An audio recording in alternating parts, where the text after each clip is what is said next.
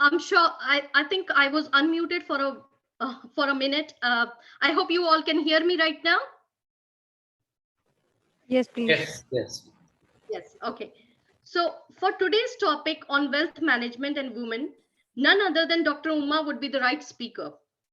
She founded Center of Investment Education and Learning in 2007, forming an all-women team after working in leading positions in reputed BFSI corporates. Now she drives the vision of content and research across print and digital media, and also she shares a regular column in ET Wealth. Under her guidance for past 14 years, CIEL is delivering a range of skilling and upskilling courses, trainings, and content across BFSI sector. Now, without further ado, I call upon Uma to begin today's webinar. Thank you. Thank you, Yogita. It's always a pleasure to be here. Good evening, everyone. I'm delighted to see that online learning, which CIEL wanted to promote right from its start, has taken root so well that on a Friday evening, there are so many of you who have chosen to log in and to learn and to hear what I have to say today. I'm truly honored. Thank you very much. Today, we are going to talk about women investors. We are going to talk about women and wealth management and look at how what the changing trends are and what the pointers are. When we talk of women and wealth management, I have a presentation. I'm just wondering, I will toggle between the two. I just have about 4 or 5 slides. So let me kind of toggle between that and talking to you directly. The first thing I wanted to do was to, okay, I just go to the presentation.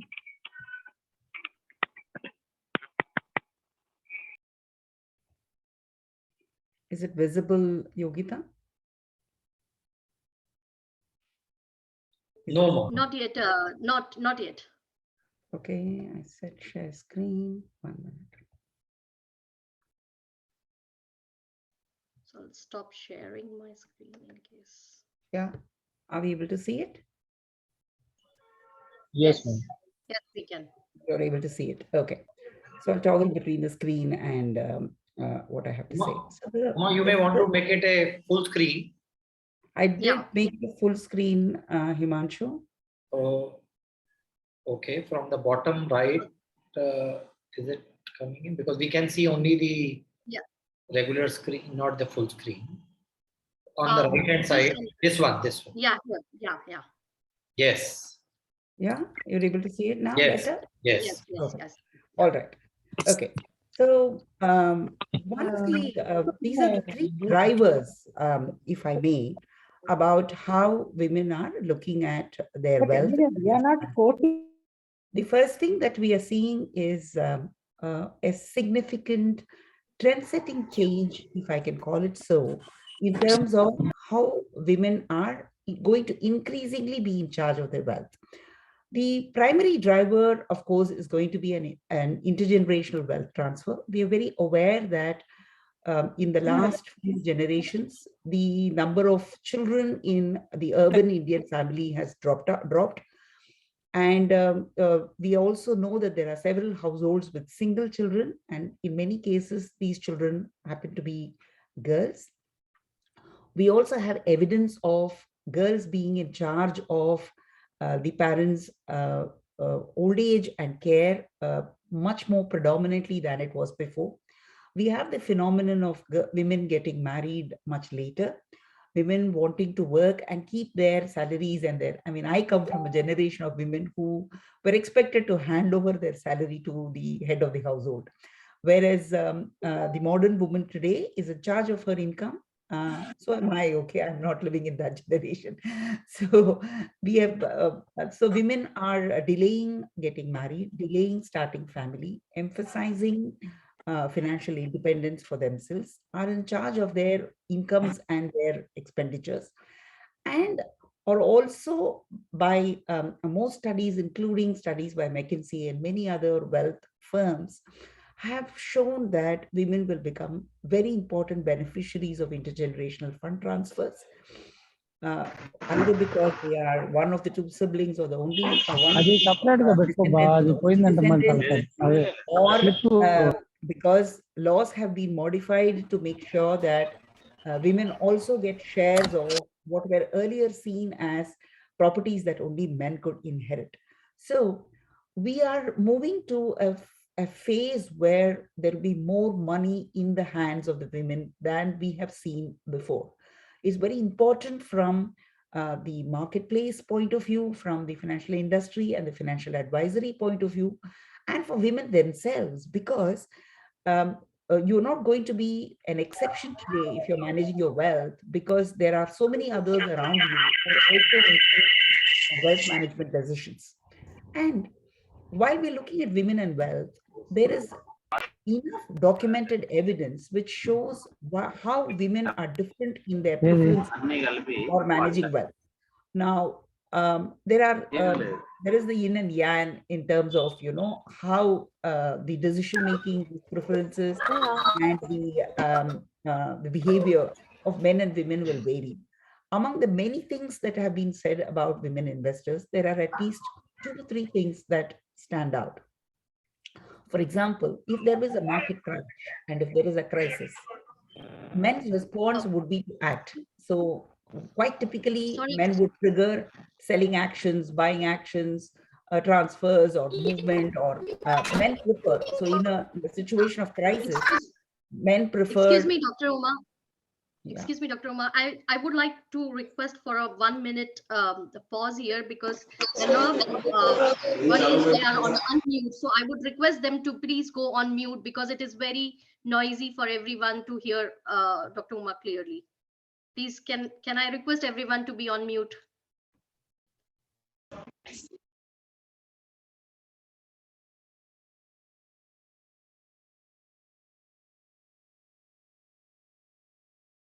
On mute. Thank you. Thank you. Yes, Right. yes, Dr. Uma. All right. Thank you. Thank you, Yogita. Okay. So there is enough evidence which shows that women decide differently. As I was pointing out, if there is a crisis, for example, if there is a market crash or a big event, there is recorded evidence which shows that men prefer to act in a situation like that. And many times these actions, by hindsight, have turned out to be detrimental. These have turned out to be hasty decisions, so to say. But women in situations of crisis prefer to go quiet, to wait, and to not make a decision. So there are many such recorded behavioral instances. Women tend to trade more infrequently. Women tend to hold longer term positions. Women tend to stick with their choices of products, their choices of advisors, their choices of relationships. Women tend to stick with it rather than make changes. And very interestingly, there is a study which shows that about 70% of the women tend to change the portfolio and the advisors, the portfolio and the products after the demise of their husbands. So very clearly, women have kind of protested that that decision making which is led by men, and have demanded that their point of view be brought in. But for our purposes, the point is just this, that the risk preferences, the orientation towards investing, and the manner in which the portfolio will be run is significantly different for women. And several decisions of the household today, everybody is aware that there is a requirement to plan for children's education. It's only becoming more and more expensive as we go, and parents are only getting more and more ambitious about what the children should do and where they should study. And it's also well known, because of the changing societal trends, that parents are unlikely to live with their children in their old age, and therefore retirement planning and such financial goals are important. Now, all of these are issues which require the participation of women. So, whereas evidence today points that not even 20% of women are in charge of their finances, which is the problem to address. Today, the financial business is dominated by men. Almost 75 to 80% of those who are in decision-making positions in the BFSI sector are men. a similar number are financial advisors, and a similar number are decision-making, investing individuals. So women remain in the margin in terms of being the population that takes financial decisions. That is the trend that we would like changing through various approaches. One of which to which CIEL is quite married to is the idea of information being power or knowledge being power, and of enhancing literacy. So CIEL's initiatives are deep-rooted in terms of taking wealth management to individual investors and pointing out, enabling them to formally learn how wealth management can be done for a household. And these courses are easy for women to take, and to also have ongoing educational initiatives that help women make these decisions through the various content initiatives that we take and literacy initiatives that we take. Now, why these are important for women is because it's an old and much rehashed idea that women tend to not take financial decisions because they see it as complex. As a woman myself, I find this ridiculous because women participate in health of the family. You talk to a mother about the child's health, she's going to reel off the medicines and the regimen with great detail. The same is true for health, the same is true for diet, the same is true for the children's education. So there isn't, once there is involvement, so the problem to address is not the fact that finance is something women don't want to do, but the problem to address is how much are they being involved in the financial decisions. Research increasingly shows that financial decisions of a household are not really made as a team, are not really made as a group.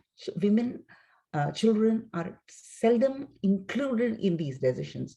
So we would like both these to change. We would like the women's empowerment in terms of making financial decisions to change, and also the inclusion, being able to being involved, being taken into account while these decisions are made, are also very important. If one were to look at the preferences, how what kind of preferences women have, there are 4 trends here that tend to dominate. We have we find that women like to work with others. Many times, while there is an emerging group of women that take independent financial decisions, many populations across the world that have been surveyed have expressed the preference. They like to work with someone. It could be the husband, it could be the sibling, it could be the parent, it could be friends, relatives, it could be financial advisors. But women take great comfort in being able to work with someone when it comes to their wealth.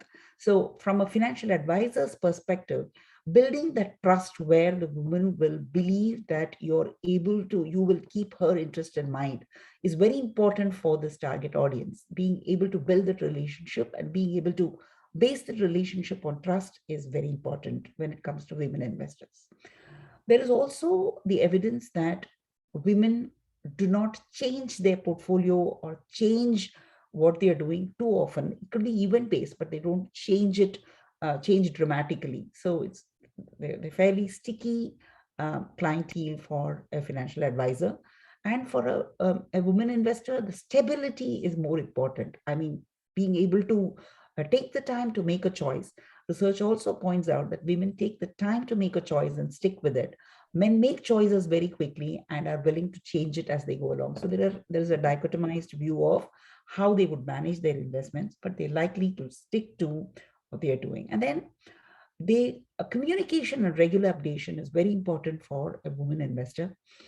And which is also a requirement from an investor's perspective to be able to be updated, to know. So the women crave for these updates and reviews and summaries and performance analysis. And research also shows that women are very meticulous with paperwork, with operational process. They have great strengths there.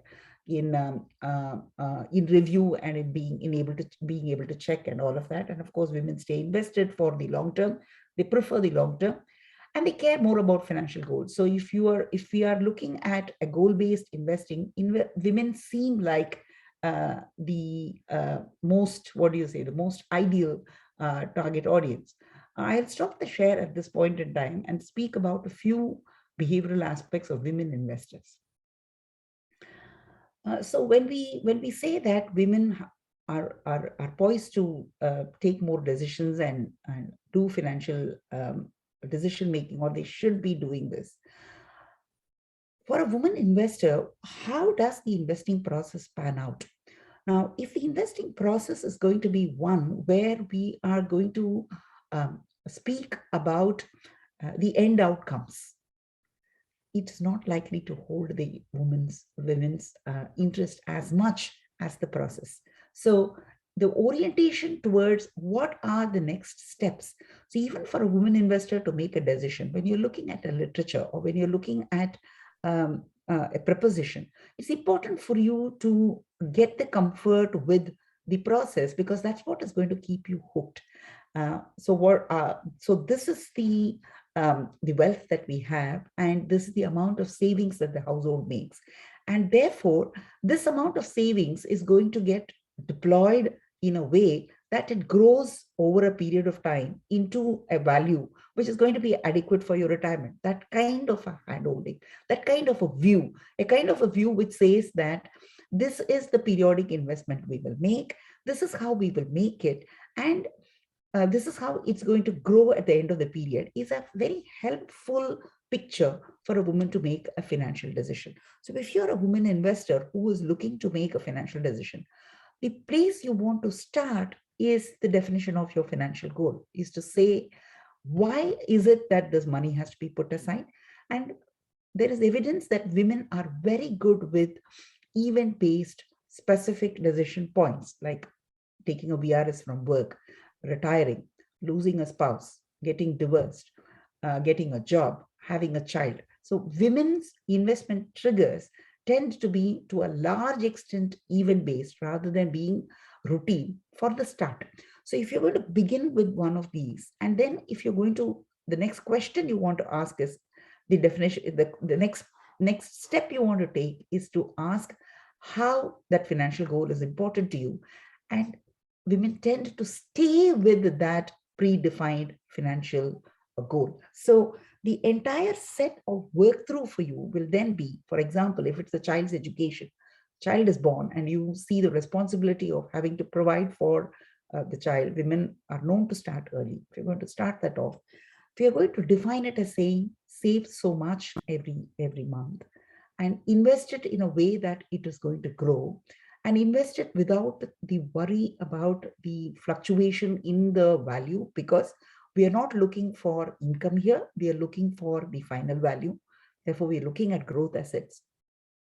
And why the distribution of these assets as we require is important, and why therefore liquidity and marketability is important. The woman is able to appreciate why that investment will have to be in a growth asset. And then conversations about equity funds, choices about what kind of equity funds will have to be taken, the process orientation about how an SIP or a periodic investment will have to be started, and what kind of updates will arrive, and therefore how does one review these to see whether one is on path in terms of enhancing the value that is to be invested, and monitoring how it is going on, is the kind of textbook path that a woman investor is likely to take. But focusing so much on the tasks on hand and the steps to be taken, rather than all the time talking about the outcome. So from a marketing promotion perspective, what we've seen is that a lot of financial literature is one number oriented, which is difficult for most people to read.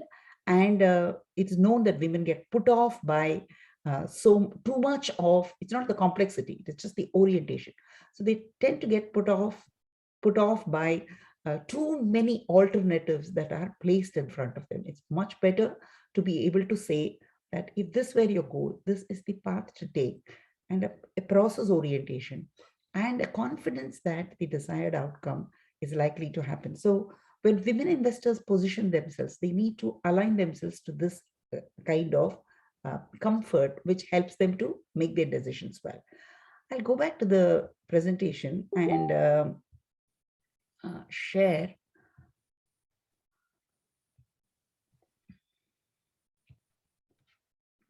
Okay. So this is the playbook. I just described it at this point of time. So let me kind of, this is a summary of what we would want to do. There is a requirement to be clear about where the value proposition is for a woman investor. As I said, aligned to the family, aligned to goals that are dear to them. So knowing that, for example, in retirement planning, for a woman to know that retirement planning involves two distinct phases of saving money, which is a period at which we want to be growth oriented, we want to enhance the value of the corpus, we want to maximize the amount that is going to come at the end of it as the end proposition, which brings her in. But as an ongoing proposition which says that the investment requires to be growth oriented over a period of time and increase with age. So, and also be long term to be able to generate the end value that we want to talk about. So if there is a clear understanding that there is an accumulation and a growth orientation while saving, and there is a distribution and income orientation while after retirement, it aligns with the requirement that these are two different phases and there are two different processes. There are two different orientations to be able to achieve this.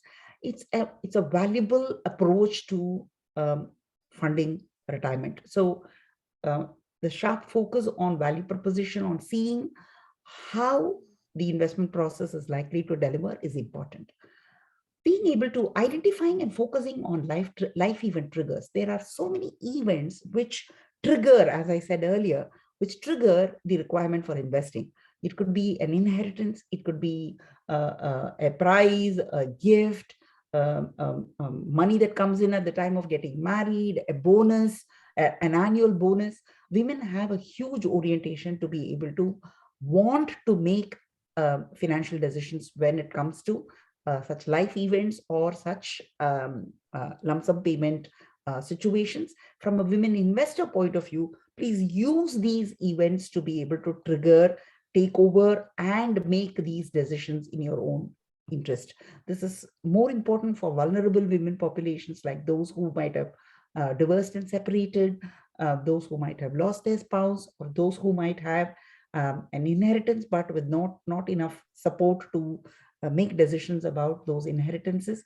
All of these life events trigger a requirement for financial planning, and women are eager and keen to be able to make and take charge of these decisions. And therefore, for a woman to learn finance, these are triggers, and for an advisor to acquire clients, this is a trigger. And always emphasize on being able to receive communication. As I said earlier, it's very important for a woman to be updated and to be spoken to have the relationship going and to have communication. To the advisor, it is important that these requirements are met. To the investor, it is important that you seek, demand, and receive these as requirements that keep you going. And in terms of long-term strategies for investing, as we said, the whole asset allocation approach, which is the core. Asset allocation and portfolio construction is at the core of CIEL's wealth management program. That is what we try to teach and build as the core strategy for long-term wealth creation. So right from knowing what are income-oriented assets, what are growth-oriented assets, and what are liquid assets. Many times investors tend to demand all these three requirements from a single asset. So to be able to understand that asset allocation, which allocates between income, growth, and liquidity, and how these three components will have to be matched and mixed for specific requirements and for specific financial goals is the crux of what wealth management is about. So to a woman investor, it's important that long-term strategies in terms of being able to have a core portfolio that addresses these requirements are important. I'll stop sharing the presentation and come back to the talk. So what we are trying to summarize here, I think we are close to the half an hour time slot that I had for my talk. I'll summarize it like this. The first thing is that a growing number of women are being called upon to be in charge of wealth. Please don't let this go. Please don't give this up to somebody else. Please take charge and use this opportunity to manage your wealth yourself, to be able to do this, because there's an opportunity, and this opportunity space is only growing bigger. To the advisor, this represents a market opportunity. Two, it's very important to know that the risk preferences and the behavioral approach of women to investing is different. They have a higher process orientation. They have a longer term orientation. They have a life goal orientation. They have a higher preference to know the how rather than what. So all of these preferences are precious. Allow for your wealth management strategy to play out these preferences of yours rather than give them up.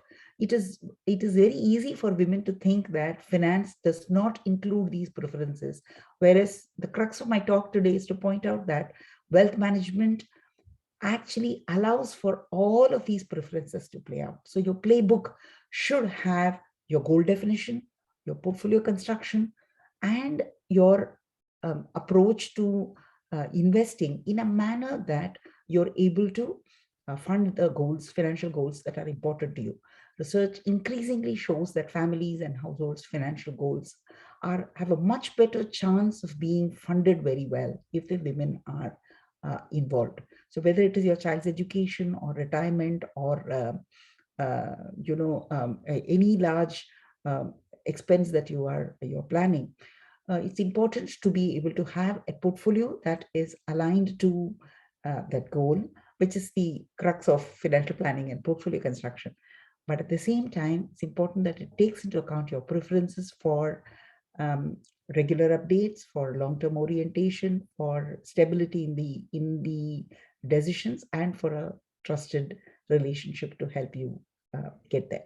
So Yogita, that's the half an hour that I wanted to talk about. So if there are any questions, issues, I'll be happy to take them. Over to you, Yogita. Thank you, Ma.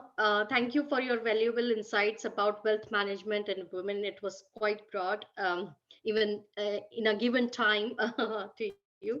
While I'm sure our participants may have a lot of curiosity and queries, but prior to that, I would like to briefly share some information on our wealth management certifications.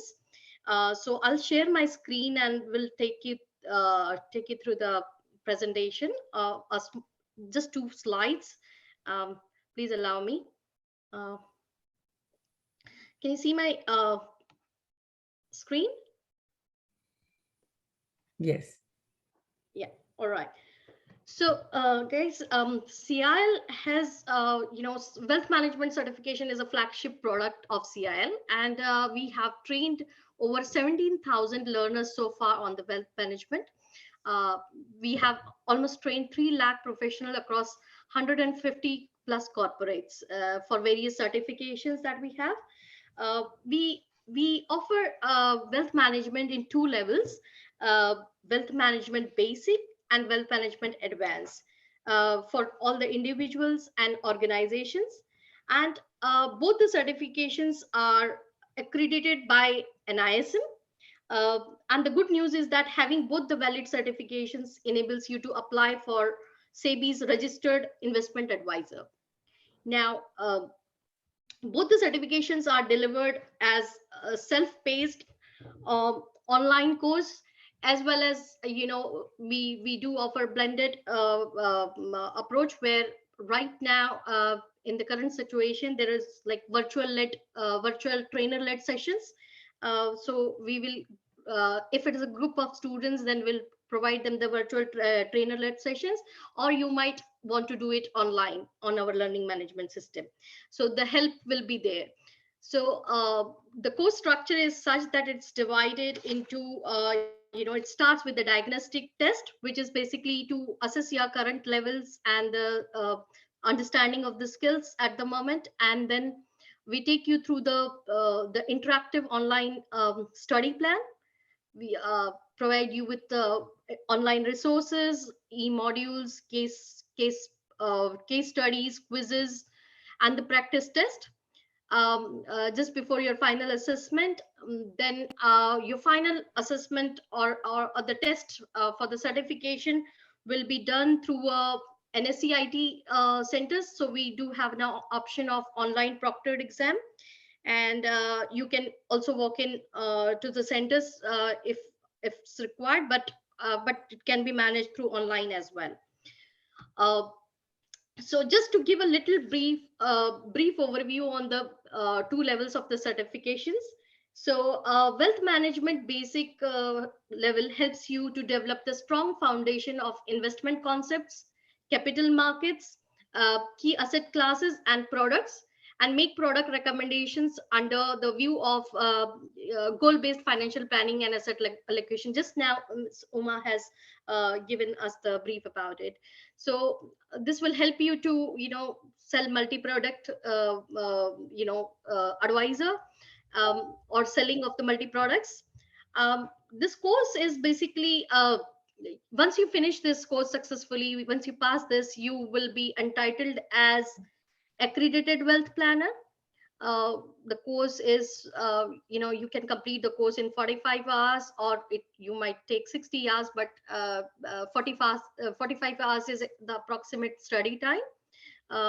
Then once you finish the basic level, you can go for the advanced certification, which entitles you to once successful completion of this course will entitles you to be a certified private wealth manager. And this is the second step to move on further to apply for the RIA. Now this course, this certification covers the technical knowledge of macroeconomic cycles, market dynamics, risk return trade-off, and asset allocation in which is critical for private wealth manager. It basically this program actually gives you the application orientation of the concepts to make it relevant for the audience. So basically focused on the professional portfolio constructions. Now this certification will also have the similar model, but the lessons are completely a level higher, and it covers a very much of technical and practical approach. Now so this is basically is all about our wealth management certifications. And without going in too much details, I would I don't want to take much of your time to ask the questions, but thank you for hearing me out. And I hope I was not too fast. I tried to not take your time for interacting with Dr. Uma, but more information on certification will be shared later through email. Now, I will open the forum for questions you would like to ask Dr. Uma. Please share your queries on chat or raise your hand and unmute yourself to ask questions one by one. We will try to address as many questions as possible, but in case anyone is missed out in the interest of time, please share your queries at the email info@ciel.co.in. We will definitely share those emails. So we'll try to revert you back on those queries. So I'll just stop here and this moment of time and open the questions. So we might open the questions now from here. So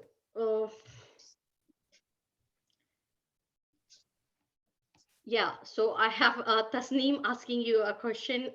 Yes, Tasneem, you can Your unmute screen and is still ask. sharing, Yogita. My screen is still shared? Yeah. Okay, all right. So I'll just stop it. Hello, ma'am. Thank you for this amazing, informative session. In fact, while you were talking about everything, I realized that I'm probably as a person, I'm one of those who feel that finance is not something I should jump into. It's not something I have a background in. So whether I should even take that step, or should I leave it to my other family members? So that apprehension is always there, especially because sometimes we feel like we don't have that much background, we don't have that much knowledge.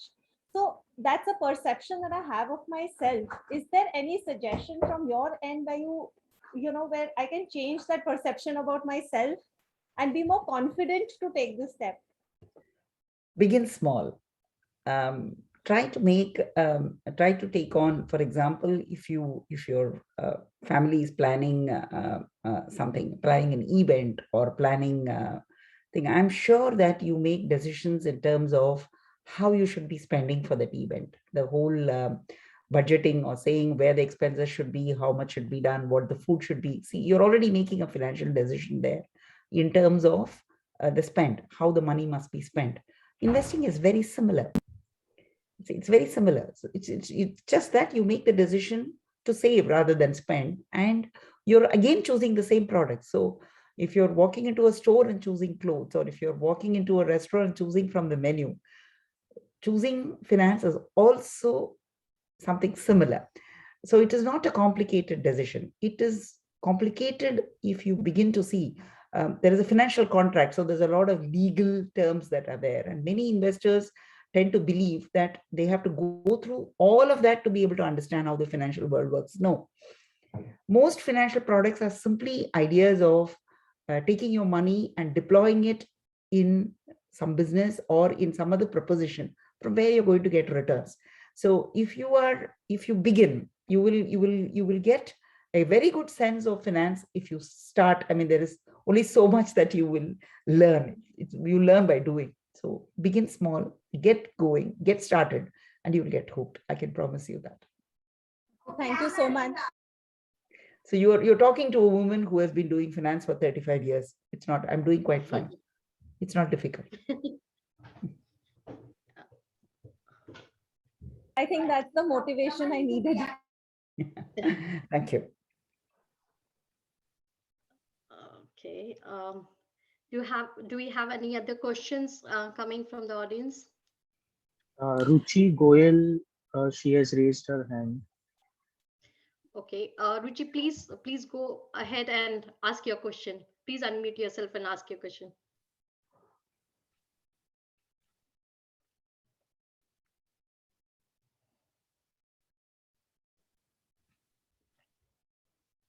Hello, Ruchi.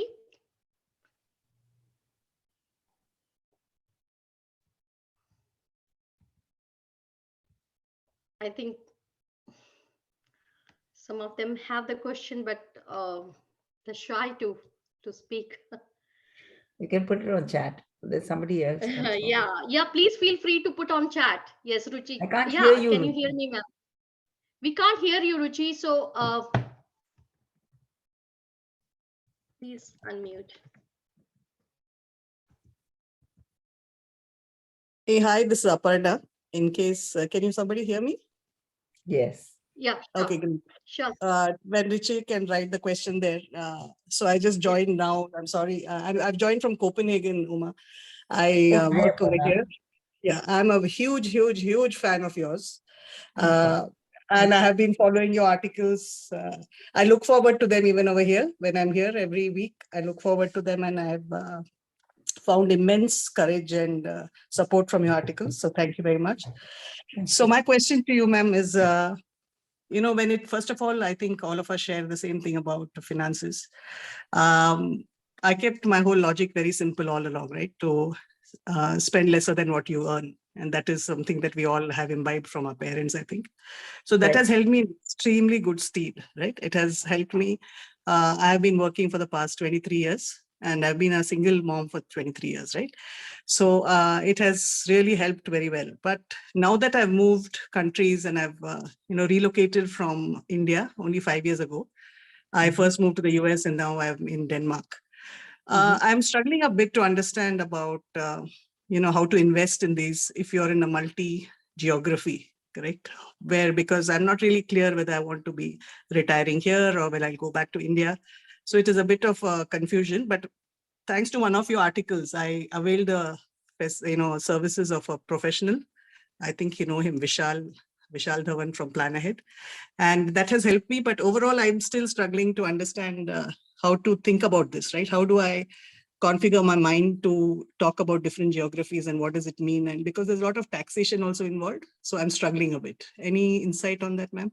Yeah. Okay. So, see, while we all want to believe that money is fungible, so India, there is also the question of restrictions on repatriation. So, though they are quite liberal now, I mean, the amount that you can bring every year has only gone up, and to a large extent, these are fungible. There are at least two things that you should keep in your mind, okay, in terms of where your assets must be. The first one is your cost of living, so to say. That is your where is it that for a situation in which your income is not there, that's what you're going to look at. Because as long as you have an income wherever you're living, as long as you have an income, there is really no problem. You continue to earn that income, you continue to have those spends, and as you rightly pointed out, you end up saving. So you're in good stead. But what you want to plan for is the situation where your income might not be there, which is a situation when you would retire or you would decide that you worked enough. Okay. So if you're going to generate income, so your primary goal should be to be able to see which is the geography in which your income generation is going to be adequate and your spending is going to be within the limits that you set for yourself. So this is a function of both your corpus and the cost of living where you are planning to settle. So it's very important to make a realistic assessment of both of these in terms of your wealth. Wherever your wealth is, you want to be able to ask what kind of incomes it will generate or what kind of withdrawals it will allow. Assume that your wealth is in India and you decide to settle in Denmark. You want to be able to see whether the money in India, if you draw a small percentage of it, let's say 3 or 4% of it every year, is it going to be adequate to cover the expenses of your living in Denmark, and whether it is easy for this money to be repatriated. So that's the first question you want to ask. So in terms of where you will live, the choice will depend on this equation: your corpus, your withdrawal, and its adequacy. So that's the first question you want to address. Now, the second question you want to address, which is very critical, is the taxation and inheritance regime. Now, different countries, different geographies have different levels of taxation. I'm sure I'm aware that the Nordic countries have a much higher rate, and they also offer a much better level of benefits. So that's the cost benefit equation that you want to consider. We want to consider taxation from both points of view. How are your distributions and withdrawals being taxed? And how are the inheritance laws going to work? And whether there is going to be estate taxes that you're going to be subject to. Now, both these are fairly liberal in India as we speak. There is pretty much nothing in the way by way of estate taxes in India. And taxation of investment incomes is fairly liberal in the Indian regime. But whether that should trigger your wealth to continue to be in India will depend on how you see the benefits of living outside India pan out for you. So as we all know, as people, I live in the US too, we are aware that earning outside India and spending in India is a much better proposition given the way the currency is, and given the way the cost of living is, and given the way spending can happen in India. It's a personal call for you to take, but I believe that these are two things for you to check: corpus adequacy and cost of living on the one hand, and taxes and inheritance laws on the other. I hope this was helpful, Aparna. Thank you so much for coming in and asking the questions, and I'm grateful that you continue to find my columns useful. Thank you very much. Oh, not at all. Thank you. It was excellent. I think you have a way of articulating and keeping it simple. Thank you very much, ma'am. Thank you. We have another question from Reena. Yeah. Reena says that she's a single parent, how to manage financial planning and plan future. Okay. Reena, there is really only 3 elements to the idea of financial plan, family finances, if one were to say. The first one is income. do you have stability of income? Do you have a job? And do you have your investment assets? Or do you have property that will generate rent? Somewhere you should be able to stabilize the amount of income that's coming into your household. As a single parent, that's something that you want to secure first. Okay, so that's something that you want to make sure is happening. If it is not, you want to work towards being able to generate an income, a routine, regular, dependable income for the household. That's your first job. So that's a fairly simple thing to do, right? From looking for a job to realigning your assets to generating income. It can be any of these things, right? So the first one is your income. The second one is the regular habit and discipline of saving. We cannot proceed with investment goals if a saving goal is not there. And so how much of the money that you have, or how much of the wealth that you have, can be deployed for your future? You need to be able to get that and be sure that that is that is adequate for your requirement, that is there and it is growing. If you have a good amount of wealth, then the third step, which is investing, is what matters to you. If you've inherited, or if you're owning some assets, or if you already have some corpus that is already there, then the third step is investing it. So there's income, there is saving, and there's investing. So saving is your second important goal. The third one, as far as investing is concerned, it is going to be to a large extent determined by what you believe are important financial goals in your life. I'm not sure whether you have a child and you want to be able to invest for the future of the child, but if you're able to write down what are all the things that you want to do with your money, which is not going to be covered by the regular income. So we are not going to do financial planning for paying maintenance and utility bills, right? These are going to be met by the income. So if there is expense that cannot be met by regular income, it requires planning.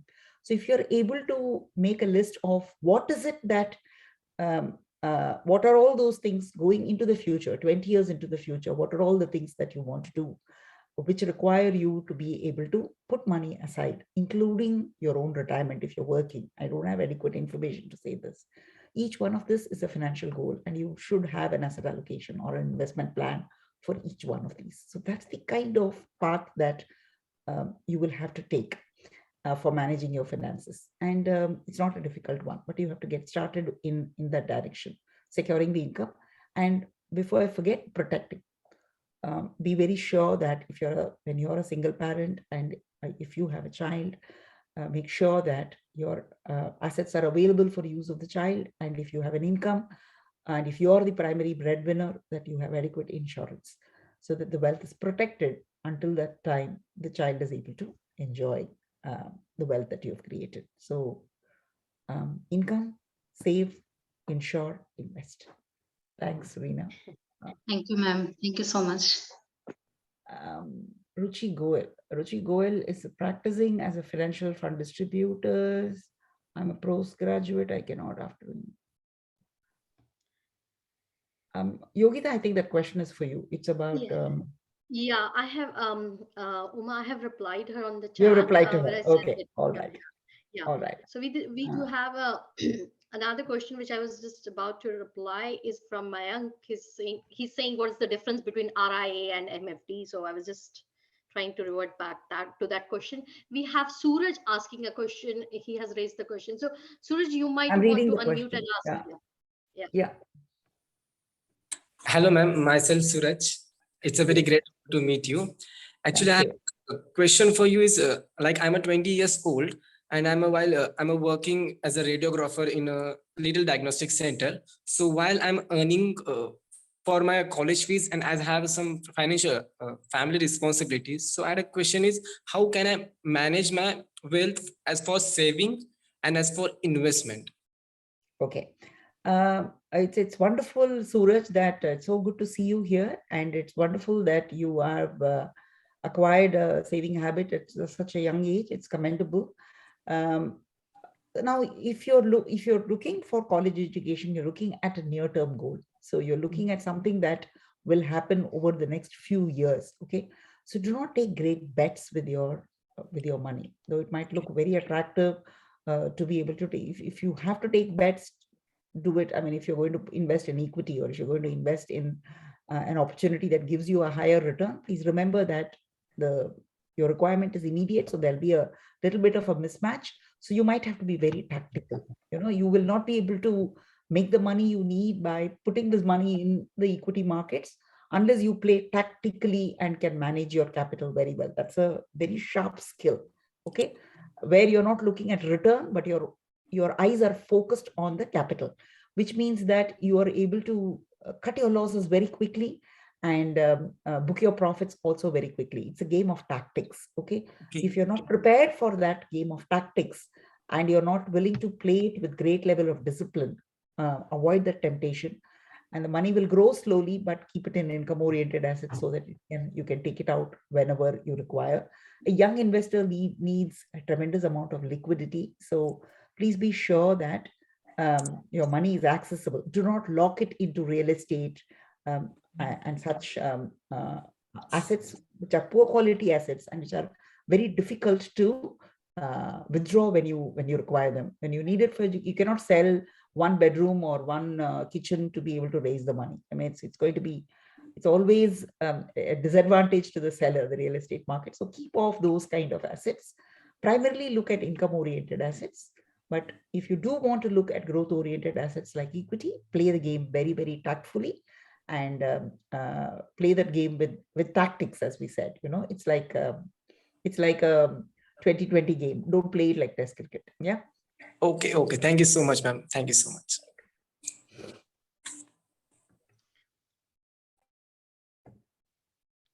Both are the same. Vandana Wag is asking a question, which is better for long-term stocks or mutual funds? Both are equity. I mean, if you're talking of equity mutual funds, there's really not much of a difference. A mutual fund will invest in a bunch of stocks. Okay, there will be 30, 40, 50 stocks in which it has invested. These stocks are selected by the investment team and managed by the fund manager. So the mutual fund is also an equity investment, but it is a portfolio. It's not an individual stock.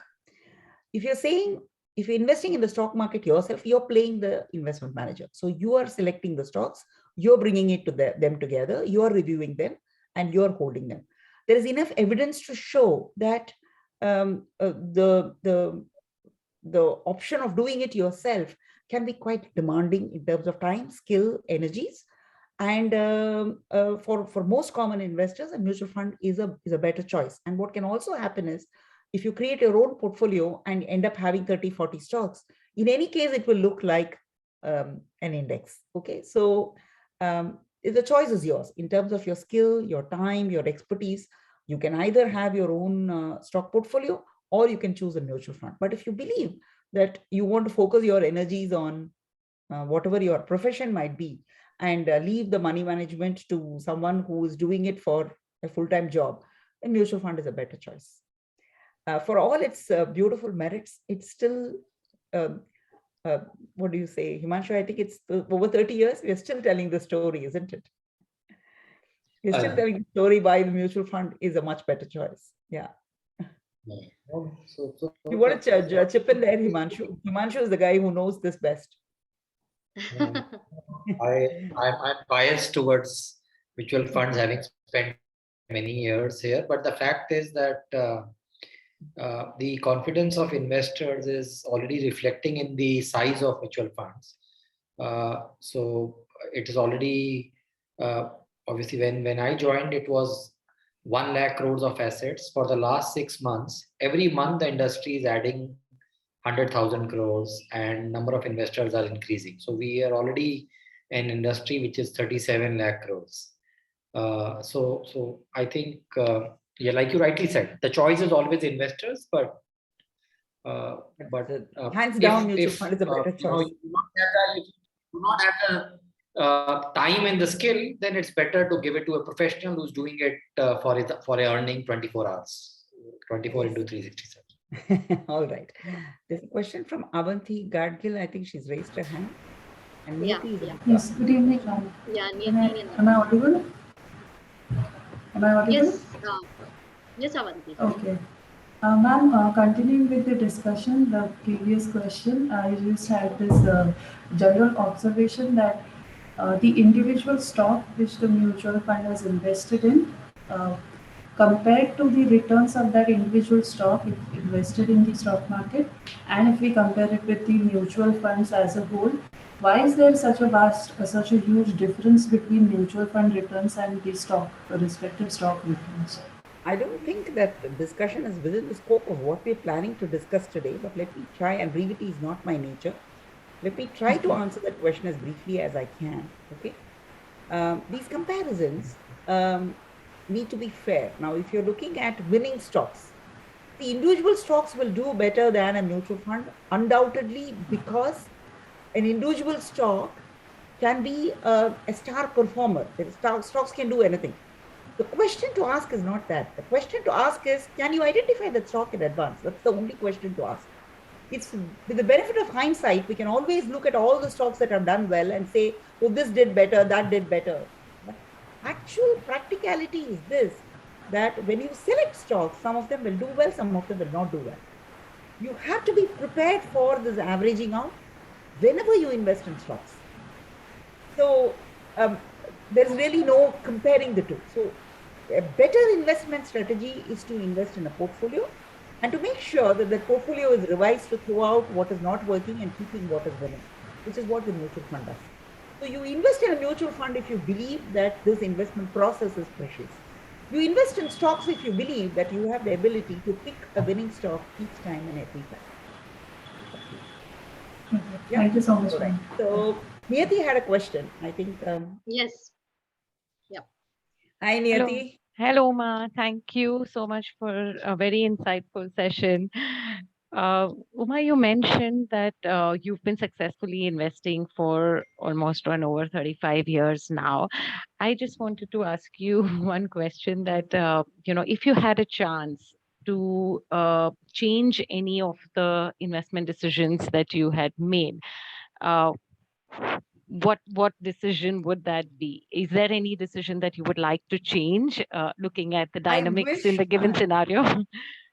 I have been an unabashed mutual fund investor. Pretty much all my wealth is in equity mutual funds with a small amount, because I earn an income. I am saying I'm the income asset of the household. My husband earns an income. So as long as both of us are working, I don't invest in income assets. Our money is all in growth assets.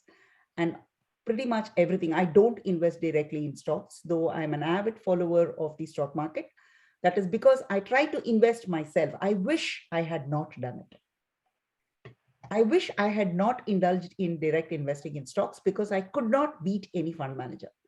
I have been a person who has taught research analysts and fund managers, and an avid follower of stock markets. And therefore, I had this temptation that why should I not do something on the side and have a portfolio of 10 or 20 stocks, which I will manage and which I will work with. It has not. So I wish I had not put that money in. I wish I had not done that. Otherwise, I think I'm good. So mutual funds have been your Yes, a pleasant experience, a wonderful. They're convenient, they're good, and they're worth your while. Yeah, I focus on earning money, Niyati. I don't focus on the managing of the money. Thank you so much, Uma. All right. Yeah. Okay. So we have Labdi also having a question there. All right. Hi, Uma. Hey, Labdi. So good to see you. So good to see you both, Niyati and Labdi. Good to see you, Labdi. Go on. Okay, so just one question. Like every other household, my household also, my in-laws and mother have given me, gold. And then, we don't land up reselling it. We collect it in form of jewelry, in form of, gold coins and stuff like that. And it just sticks like that for generations.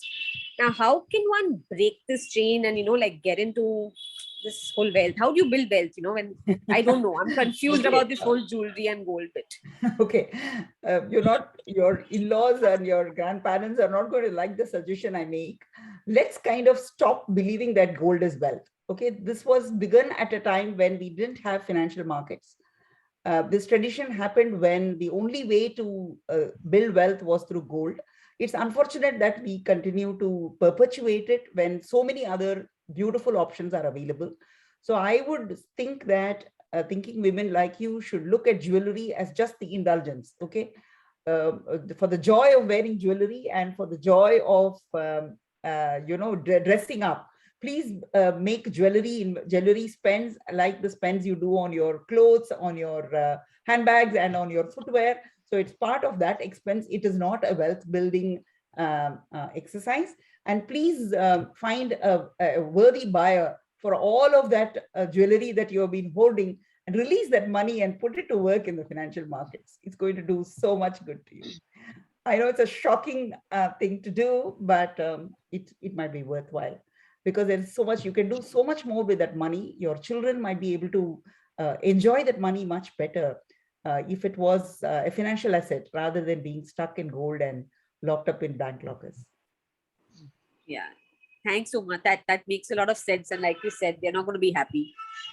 Yeah, I still cringe at parents who marry away, an educated doctor who's going to earn in lakhs of rupees and say that, oh, hum log South hola de rahe hain. For what? You're giving away the asset, the earning asset, with Yeah. capability of generating so much of income to another household. So anyway, these are mindsets. Thank you so much. Thank you, Yogita. We have one more question from Snehal. Snehal, you might want to ask the question. And hello, Snehal. While I'm answering Snehal's question, Ulvesh Patil has a direct message asking whether his portfolio is going to be doing well. I think the strategy is good, and I think what he's trying to do is good. Yeah, go on, Snehal.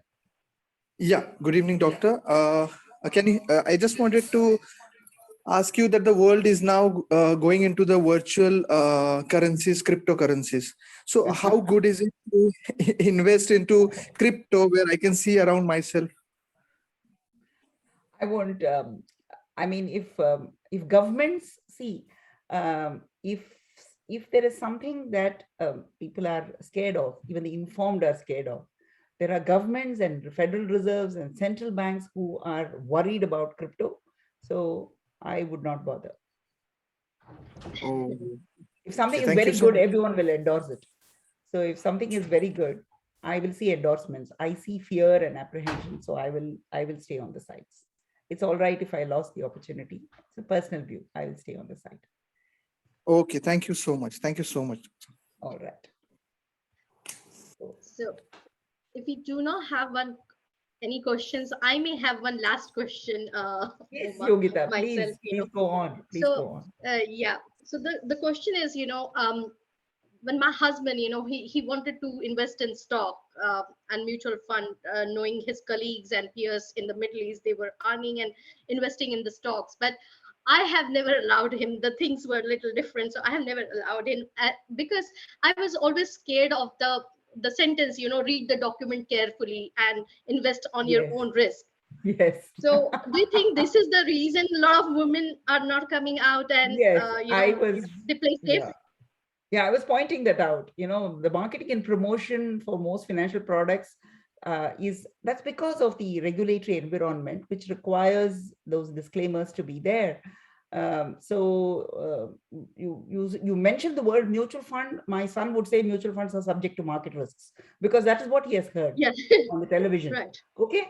So that is his recollection of mutual funds. So as a child, now he's a grown up who's investing, but as a child, that's what he remembered. So these are regulatory requirements on the industry.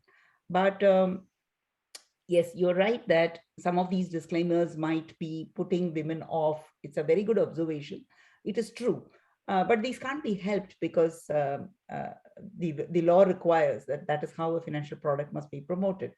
So which is why it is important to go beyond that, which is why the whole wealth management initiative, it's important to go behind that and to see, because if the doctor mentions the technical name of a disease, we are going to be very scared. But most of the diseases have a common name. So even a plant or food has a biological name, but we know it by its common name. So in the financial services sector, we can't really use the common names. We still have to say, growth fund and this option and, and so on and so forth. We're not allowed to use common names, which is sad. So it's important for if women have crossed the barriers of nutrition, health, and medicine for the family, they should cross this barrier for investments too. Truly said. I think now I'll take my first step from here. You should, yeah. The portfolio loses if it doesn't have equity.